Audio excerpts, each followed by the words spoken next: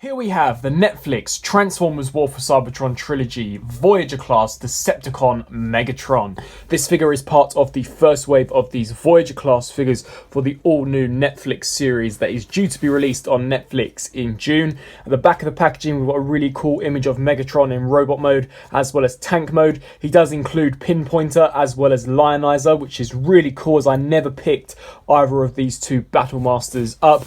Taking a look at the side of the packaging, I'd much prefer this to what we got with the original Siege packaging. This more black and white motif with the red going throughout, I think looks really nice. Netflix original series. I'm definitely anticipating what Hasbro and Netflix have got planned for this new series. It looks completely different to anything that we've seen before. Now, when this line was first announced, this Netflix line, personally for me, I was a little bit let down by Hasbro to see that they were literally just repaints. And in Megatron's case, I believe this is potentially the third, or it could even be like the fourth or the fifth iteration of this particular mold of Megatron, and I already have two repaints of this. However, I've got to say, having this in hand, the figure looks absolutely fantastic. So without further ado, let's crack it open and take a look at it in hand. And here we have the new Netflix Transformers War for Cybertron Megatron opened up, and I've got to say he looks absolutely remarkable. Now, something which I noticed when looking at the instructions for this particular set was that the naming for Lionizer and Pinpointer is slightly different on the instructions than the back of the packaging.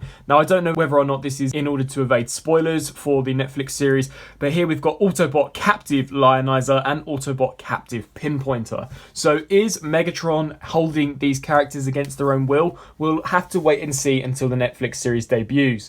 But the paint applications for this figure is just absolutely tremendous. You can see as I'm rotating the figure the reflectiveness of the silver paint that they've used on this. This is the best version of the mold that we've got so far, and I'm probably going to stop at this one. I probably won't get any more variations of this particular Megatron, especially now we've got the Earthrise Voyager Megatron on the horizon, and I'm pretty sure that when Netflix get round to doing the Earthrise segment of their series, we'll probably get a repainted version of that one.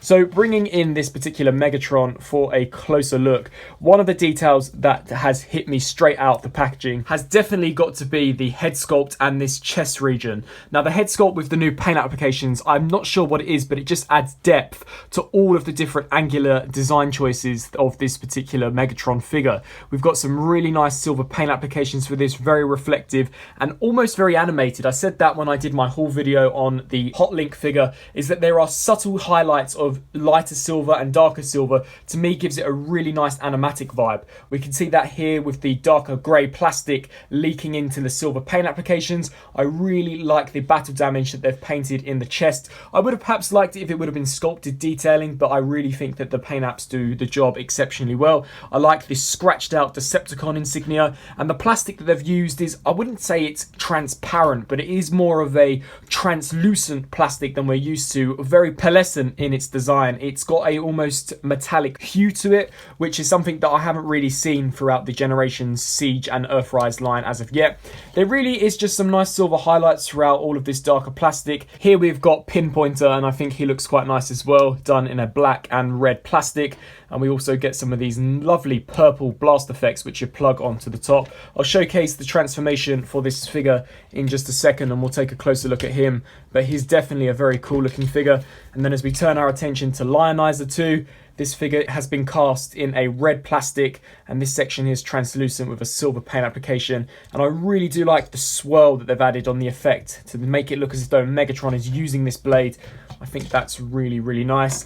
Taking a look at the fusion cannon, this once again has also been given that animatic effect with a silver paint application to give you almost like the lighting is bouncing off it and reflecting, which I just think so cool. Some weathering effect on the crutch area. And then as we work our way down to the thighs, you would think that there was some paint applications on the thighs, but it is just that swirly plastic that Hasbro tend to use in order to give a metallic flake to their plastic.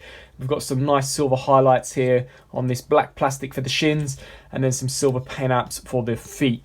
Turning to the back, we've also got some nice silver paint apps, some weathering on these treads as well. This was more of a discussion and review on the paint applications and the actual Megatron figure itself, as I believe I've reviewed this particular figure now roughly 3 times, but really cool version of Megatron. As with the other Megatron figures that have been released of this mold, we of course get the blade that transforms into the turret. This too hasn't been given too much paint. It's mainly just this section that's been painted silver, but the rest rest of it is cast out of a black and that same swirly type of grey plastic that they've used to give it a metallic flake. So quite a nice accessory, and it can just be held within the hand. However, I think he looks quite cool with just the fusion cannon. Now, turning to the transformation of Pinpointer, very simplistic, as you would come to expect. You just want to detach the hands and then bring this whole section down and peg that into place, and then pull the guns back. And here we have him in his robot mode. Quite nice paint applications for the face, the silver paint picking out the eyes, the mouth and the nose. And we can see it's just the red torso and the black moulded arms, legs and turrets at the back. So quite a nice looking figure, ball joints at the arms and ball joints at the legs. However, I'm probably just going to keep him as a weapon. Turning our attention now to Lionizer. This figure also looks quite nice. I really like this swirl to the blade. I'll probably be using this on some of my other figures, particularly the Sentinel Prime that's just got released for the Studio Series. Transformation, once again, is quite simplistic. So just pull all of this apart. You then want to take the handle, fold this back in, take this, fold this up to the top, and just angle it so that it looks like he is a lion. And here we have Lionizer in his beast mode.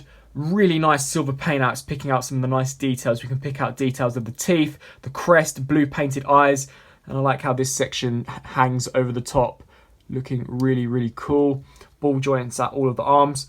So yeah, I'm definitely a fan of these. One thing whilst on the topic of these that I've got to mention is that these new Netflix figures, all of them are slightly more expensive than your standard Voyagers and Deluxes. I haven't got Ultra Magnus yet and probably won't, as I don't think he's that much of an improvement. But Megatron is significantly more expensive than the normal Voyager. This is about £40, whereas a normal Siege Megatron should range between £22 to £25. So a £15 increase. I do believe that's probably to do with the license of Netflix and the additional accessories such as these. I think that these are probably £10 on their own. So then you factor in the £5 extra for the Netflix license.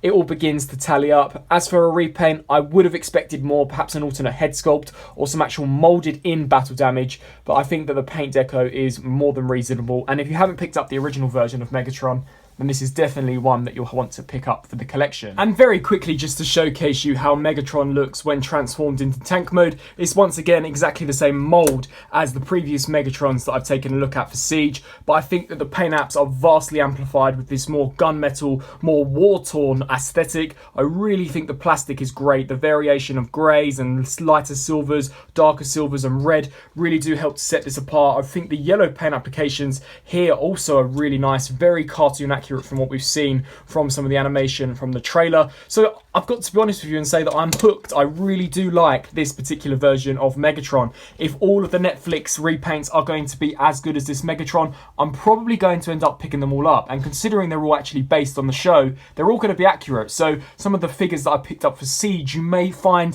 me slowly starting to put them into storage, and these figures starting to take center stage in my collection, as they're probably going to be the more accurate representations of what we see within the show.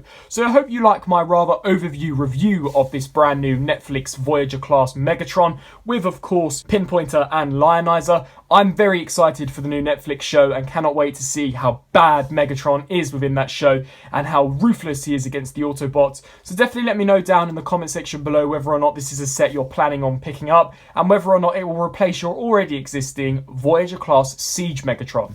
Thanks for watching.